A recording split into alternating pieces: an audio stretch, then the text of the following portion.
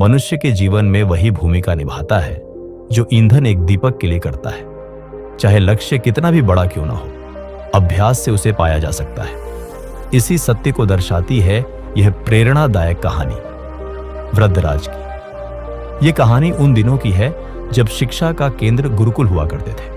वहां विद्यार्थी केवल पुस्तकों से नहीं, बल्कि सेवा, अनुशासन और जीवन के व्यावहारिक पक्षों से भी ज्ञान प्राप्त करते थे। उसी समय में एक बालक था, वृद्धराज। वृद्धराज के माता पिता साधारण किसान थे। वे बहुत ही मेहनती और संस्कारी थे।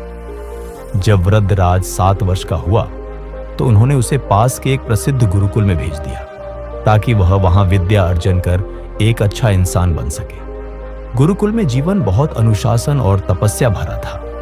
वृद्धराज को वहां रहना तो अच्छा लगने लगा, लेकिन पढ़ाई में उसका मन नहीं लगता था। गुरुजी जो भी समझाते वह उसके सिर के ऊपर से चला जाता। धीरे धीरे उसकी कमजोरी सबके सामने आने लगी। उसके सहपाठी उसका मजाक उड़ाने लगे। जब सभी बच्चे परीक्षा में पास होकर अगली कक्षा में चले गए तो वृद्धराज वहीं रह गया, असफल और उदास। गुरुजी ने भी आखिरकार हार मान ली। उन्होंने एक दिन वृद्धराज को बुलाया और कहा, बेटा वृद्धराज, मैंने तुम्हें समझाने और सिखाने की बहुत कोशिश की, लेकिन अब लगता है कि शायद यह मार्ग तुम्हारे लिए नहीं है। बेहतर होगा कि तुम घर लौट जाओ और अपने माता पिता की खेती बाड़ी में मदद करो। गुरुजी की बात सुनकर वृद्धराज बहुत दुखी हुआ। वह सोचने लगा कि शायद विद्या उसके भाग्य में नहीं है। आंखों में आंसू लिए भारी मन से वह घर के लिए चल पड़ा। रास्ते में दोपहर हो गई और उसे प्यास लगने लगी। उसने देखा कि कुछ महिलाएं कुएं से पानी भर रही थीं। वह पास गया और पानी मांगा। वहां एक बात ने उसका ध्यान खींचा। पत्थर के किनारे पर गहरे निशान। ये निशान रस्सी के बार बार रगड़ खाने से बने थे। उसने एक महिला से पूछा, माता, ये पत्थर तो बहुत कठोर लगते हैं, इन पर इतने गहरे निशान कैसे पड़ गए? महिला ने मुस्कुराकर कहा, बेटा, ये निशान हमने नहीं बनाए। ये तो वर्षों से इस कोमल सी रस्सी के कुएं से बार बार पानी खींचने से बने हैं। अभ्यास और समय का चमत्कार है ये। इस बात ने वृद्धराज के मन को झकझोर दिया। उसे लगा, अगर एक कोमल रस्सी लगातार अभ्यास से कठोर पत्थर पर निशान बना सकती है, तो मैं अभ्यास से विद्या क्यों नहीं सीख सकता? उसके भीतर का आत्मविश्वास जाग उठा। अब वह खुद को कोसने की बजाय सुधारने के लिए तैयार था। उसने ठान लिया कि चाहे जितना समय लगे, वह अब अभ्यास से ही अपनी कमजोरी को ताकत बनाएगा।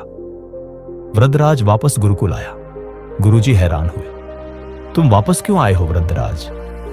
वृद्धराज ने विनम्रता से कहा, गुरुवर, मुझे अब समझ में आ गया है कि अभ्यास ही सफलता की कुंजी है।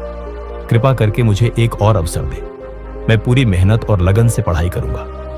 गुरुजी ने उसकी आंखों में नया आत्मविश्वास देखा।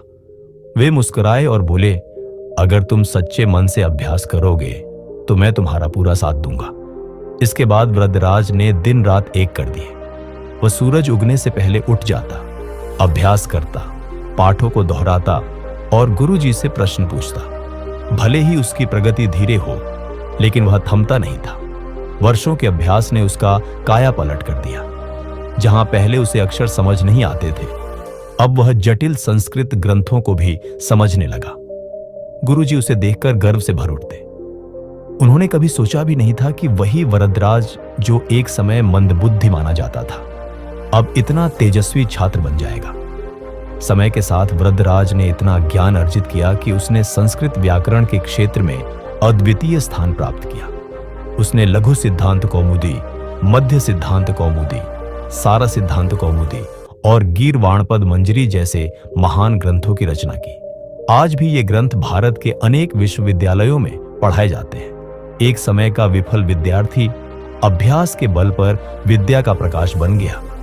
वृद्धराज का नाम आज भी सम्मान और प्रेरणा के साथ लिया जाता है। दोस्तों, ये कहानी उन सभी के लिए प्रेरणा है जो खुद को असफल या कमजोर समझते हैं। वृद्धराज की तरह अगर आप भी अभ्यास के मार्ग पर चलें, तो एक दिन आपके नाम की भी गूंज होगी। तो याद रखिए, कर्म से बड़ी कोई पूजा नहीं, अभ्यास से बड़ी कोई विद्या नहीं और लगन से बड़ा कोई भाग्य नहीं।